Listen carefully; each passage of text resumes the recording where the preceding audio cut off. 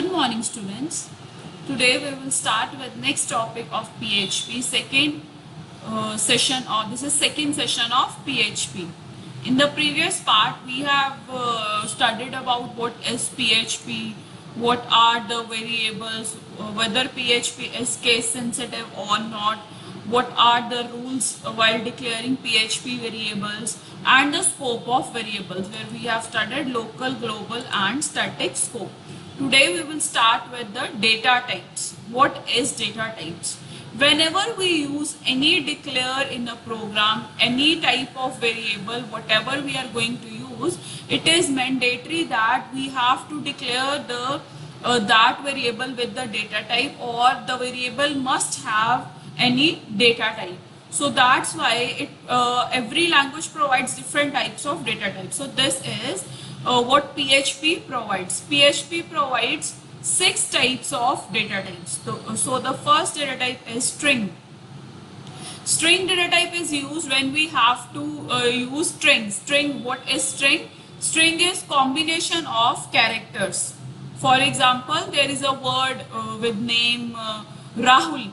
So Rahul is a string because it is a combination of characters. Next data type is integer. When we have to declare integer variables like 1, 2, 3, the numbers without any decimal point. So that is integer data type. If you want to declare variables with this form, you can use integer data type. It is the most commonly used data type. Next data type is float data type. Float data type is when you want to represent numbers with the decimal point like 2.4, 5.6. So in that case, you have to make use of float data type.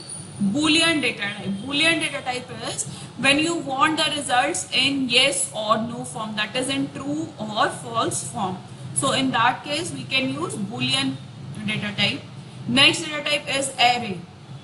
Array is in the next session. I will explain you what is array, why we make use of array, and how we can use the array data type. So here I am telling you that array is we can use this data type to store number of values. So array is a collection of homogeneous data elements. Next is null. Null is one of the another data type. Next topic of PHP is comments. Now, what is comments and why we use comments? Students, first of all, comments are the non-executable part of the program. So comments are the statements in PHP code which are not visible in the output of the program. As I have told you, comments are non-executable part of the program. Non-executable means they do not execute and they will not display in the output of the program. Now the next question is, if they do not display with the output of the program, why we make use of comments?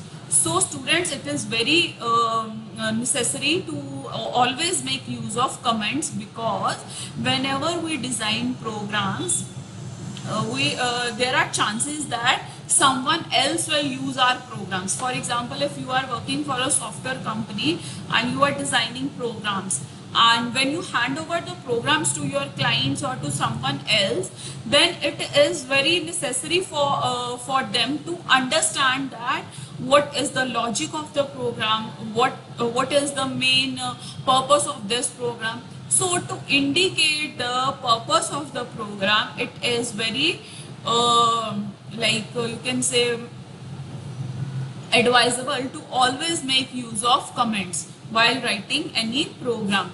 So it is ignored using execution.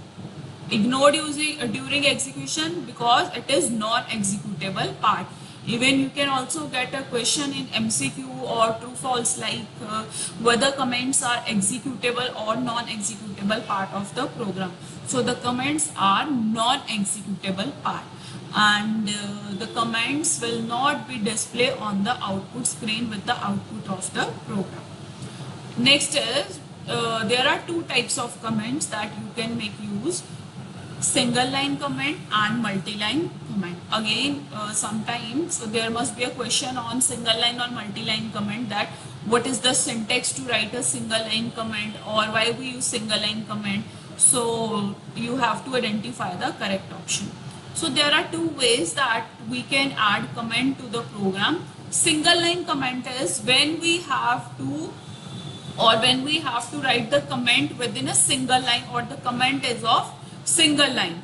So this is known as single line comment. But there are different syntax when we have to write the comment in a single line or a multi-line. Multi-line means many lines.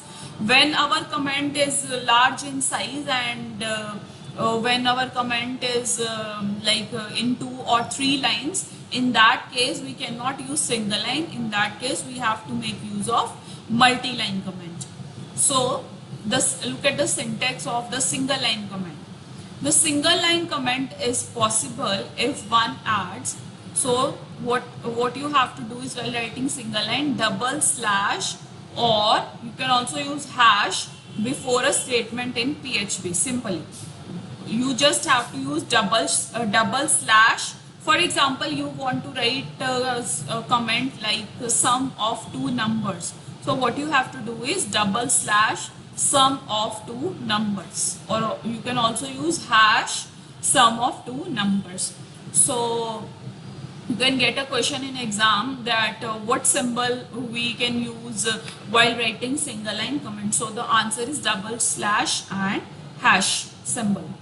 Next is multi-line comment. When you have to write a multi-line comment, what you have to do is, you have to start a comment with this slash with star symbol, slash with star, then comment, then star and slash close. So we can also write this, we can also say this symbol as asterisk symbol, star symbol or asterisk symbol. So for example, if you want to write the sum of two numbers where we have to take the numbers in integer form, or we can also take the numbers in float form. For example, you want to write a comment of 3 lines. So what you have to do is, you have to use a slash with asterisk sign, then you have to write these 3 lines, then star and asterisk close. So this is the way how you can write comments in a single line or in a multi-line. And I have already told you, you can get a question in form like whether comments are executable or not, what type of symbols we can use while writing a single comment or single line comment, what type of symbols we can use while writing a multi-line comment. So these all are the types of questions that will be asked in the question paper. Next topic is control statements in PHP. Now, what is control statement? First of all, the statement that we use to while performing, or when we have to take decisions, or when we have to decide whether we have to exceed or we have to halt that process. So in that case, we make use of control statements. We have also studied control statements in JavaScript. Most of every language, every scripting language, every program language provides control statements, because it is very necessary to make use of control statements when we have to make decisions and when we have to decide what we have to do. So that's why we make use of control statements. And you can also get a question in MCQ form like why we use control statements. So we make use of control statements to take decisions, to decide what we have to do. So these all are decision making statements. So let's start with the first statement of PHP. The first control statement of PHP is if statement. If statement. Why we use if statement? We always make use of if statement when there will be a single condition and when we have to decide about a single condition. So if statement allows programmer to make decisions. As I have already told you, these are decision making statements. You can also get a question in the form, what are the decision making statements of PHP? So you have to identify the decision making statements like if else. I will explain you the another control statement. So you have to identify the correct option with this. So it allows the programmer to make decisions based on one or more conditions and execute a piece of code conditionally. Conditionally, why it executes a code conditionally? Because if the condition is true, then only it will execute the code. So the syntax of the if statement is if condition. If is the keyword, whereas here you have to give the condition. For example, you want to compare A with B. If A is greater than B, then it will execute this block. For example, you want to print the value of A. So you can give the condition as if condition, then block of statements. If A is greater than B, then here you can write a print A. So it will print the value of the A only if the condition is true. So that's why here it is written, it is based on one or more condition. If A is less than B, then it will not print the value of the A. So this is if statement. Next control statement is if else statement. If else, as in the if statement, it executes only one block. Whether when the statements are true, it executes only true block. But if else, as the name is if else, if the statement is true, it will execute if part. But if the statement is false, it will execute else part. Whereas in the if statement, it will not execute else part. Whereas in the if else, it must execute one of the block, either if part or either if part or else part. So if the condition is true, it will execute if part, and if the condition is false, it will execute else part. Now I will explain you by taking example of A is greater than B. First of all, look at the definition. If else statement allows the programmer to make decisions based on either this or that condition. This or that means true or false condition. So the syntax is if condition, block of statements, else part, and then again block of statements. So for example, if you want to compare A with B, for example, if A is greater than B, here you want to execute print the value of A. In the else part, you want to execute print the value of the B. So if A is greater than B, if condition is true that A is greater, for example, the value of the A is 10 and the value of the B is 5. So in that case, A is greater than B, so it will execute if part, that is it will print the value of the A, that is 10.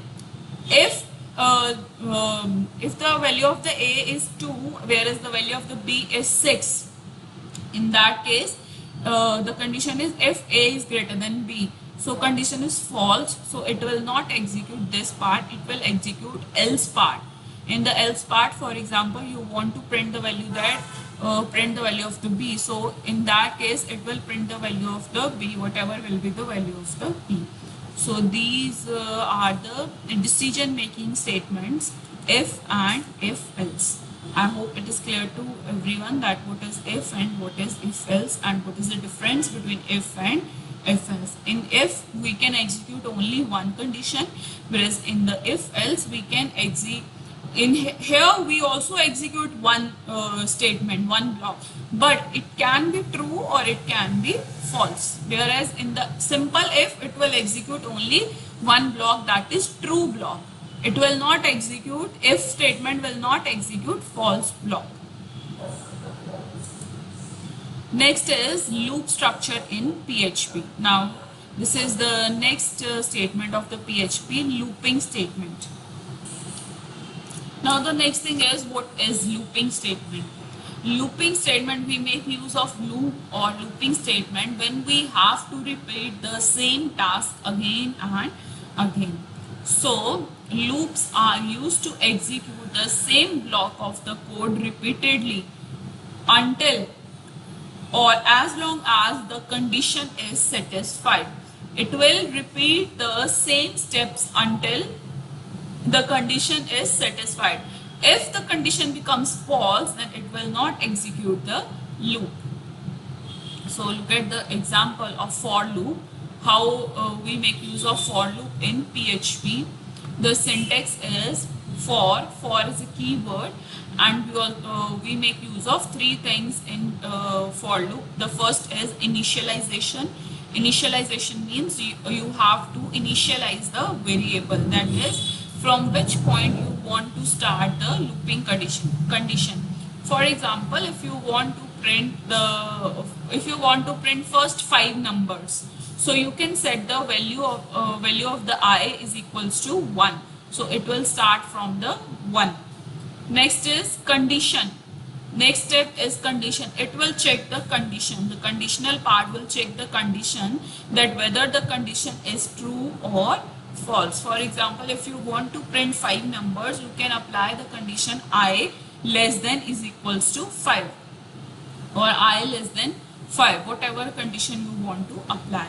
And the next part is increment or decrement. It is used to increment the step by 1. As initially the value of the I was 1, then if the condition is true, then it will increment the value of the 1, that is, the value of the 1 will become 2. Then it will execute the block of the statements, and that's all for loop. So you can also get a question in the form of MCQ, like what 3 conditions or what 3 statements that we use in for loop. So you must know the 3 conditions of the for loop are initialization, condition, increment and decrement. Initialization, you can also get a question in the form like why we use initialization, why we use condition, and why we use increment and decrement statements. So the answer is initialization is used to initialize the value of the variable, whereas the conditional statement is used to verify whether the condition is true or not. So in a for loop, it depends on the conditional statement, that whether it will execute the next step or not. Because if the condition becomes false here, then it will exit from the loop. It will not increment the value of the variable in that case. And increment decrement is used to increase or decrease the value.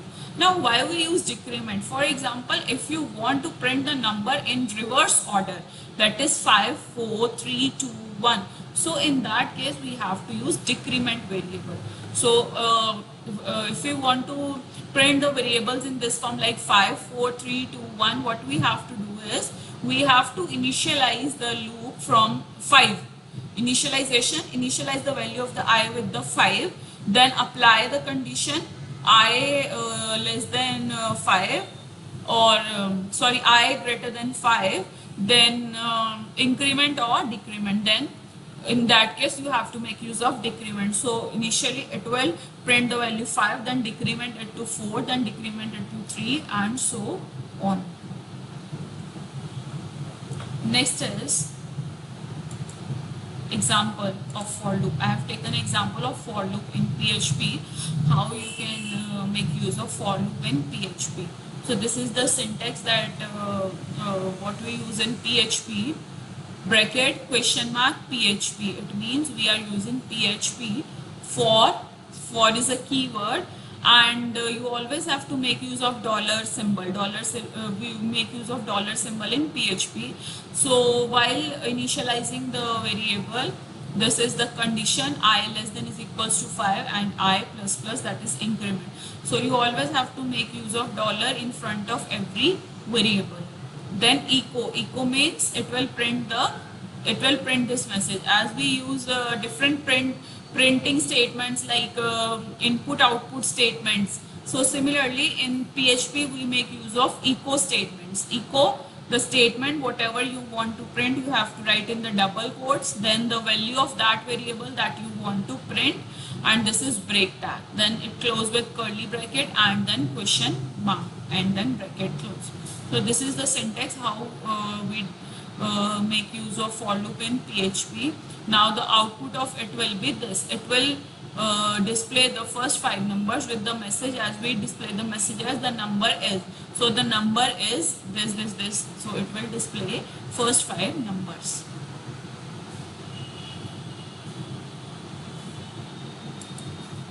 Next is there is also one more loop in PHP, that is for each loop. For each loop. Now we make use of this loop when we use array.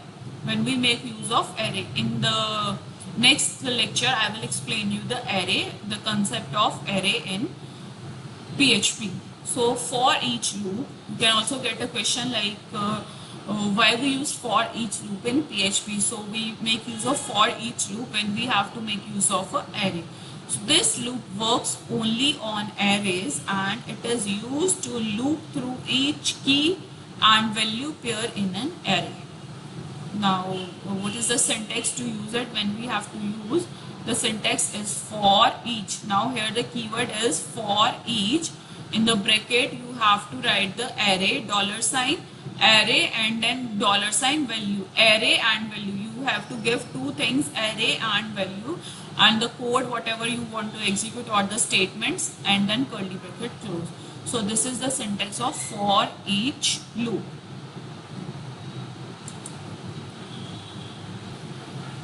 Next topic of PHP is PHP string functions. Now what is string and what are the functions? I hope it is clear to everyone what are functions. We have two types of functions, user defined functions and built-in functions. Similarly in the PHP there are also two types of functions, user defined and built-in function. Built-in functions are the function which are already available by, which are already provided by that language, whereas the user defined is which the user has the ability to define that functions. So let's start with this PHP string functions. So what is string? String is a series of character. For example, we have a word like college. College is a string because it is a combination of characters.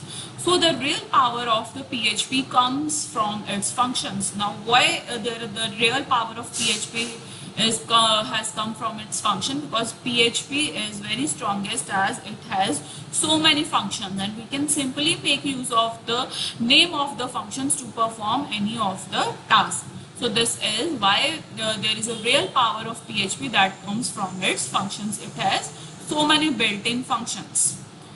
A function, now what is function? A function is a block of statements that can be used repeatedly in a program. Now why we make use of function? We always make use of function. Suppose when we have to perform repeated task, or when we want to repeat the same task in future, what we can do is we can create a function of that thing and we can use it again and again. So this is the main use of function, why we use functions. That is reusability. Reusability is one of the main tasks of function. When you can also get a question like what is the main purpose of function? So the main function of the main purpose of the function is reusability. We can reuse it again and again. So PHP has many built-in functions that can be called directly to perform a specific task. So there are so many built-in functions. Built-in functions means which are already built and we can simply use it by referring their name. So let's start with the first category of the built-in functions, like predefined functions of string. String functions, what type of functions we can apply on string? And again you can get a question in the form like which of the following are the string functions of PHP. So you must know the names of all the functions of the PHP and the use or the task of every function, what function is performed by which function. So let's start with the first function, string length function, strlen.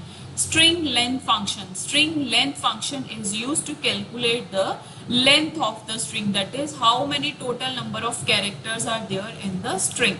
So it is used to calculate that thing. Next is string word count. As the name is str, string word count. It counts the number of words in a string. Next is string reverse. REV is reverse. When you want to reverse a string, you can make use of string reverse.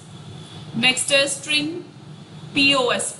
POS means position, string position. It is used to find the position of some specific character in a string. So it searches for a specific, for example, you have a string and you want to check the position of the character H. So you can make use of this function. So it searches for a specific text within a string and returns the character position of the first match, and if no match found, then it will return false. If that a particular thing is not present, then in that case it will return false. So you can also get a question in the form, if the string pose function returns false, what is the meaning of this? If it returns false, it means it is unable to find that particular character.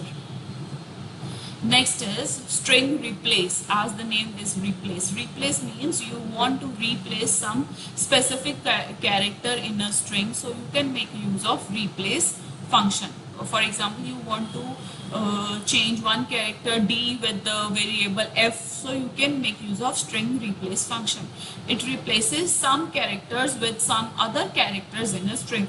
Even you can also replace many characters at the same time. You have to give the value in the bracket. Next is substring. Substring means it is related to the substring. So it returns a part of a string. Substring is always a part of a main string. So that's why it returns a part of a string. Next is string to lower. String to lower means it converts a string to lowercase. For example, you have a string in which some of the characters are in like uppercase, or some are in lowercase, or you have a one more string where all the characters are in uppercase, so you can simply convert it into a lowercase by just applying this simple function string to lower.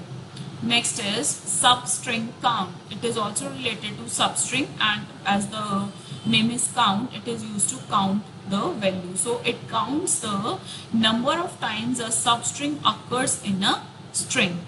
Next is UC words. UC words mean uppercase words. So it converts, there is a difference between string to lower. It converts the whole string to lower, whereas UC words means, for example, when you want to convert the only first character of each word, so you can use UC words function. It converts the first character of each word in a string to uppercase. Each word in a string to uppercase, only first character. So next function is trim function. Trim function is used to delete or to trim the variables. So it is used to remove the white spaces and other predefined characters from both sides of a string. So these all are the predefined functions of PHP, which are very easy and simple to understand. What you have to do is you have to remember all these functions and the names of the functions, because you can get a question in the MCQ form, like which of the following, or find the string related functions or string functions in PHP. So you must know the names of all the functions. So that's all for today. Tomorrow we will start with the next topic of the PHP arrays, where I will explain you about the arrays. So that's all for today.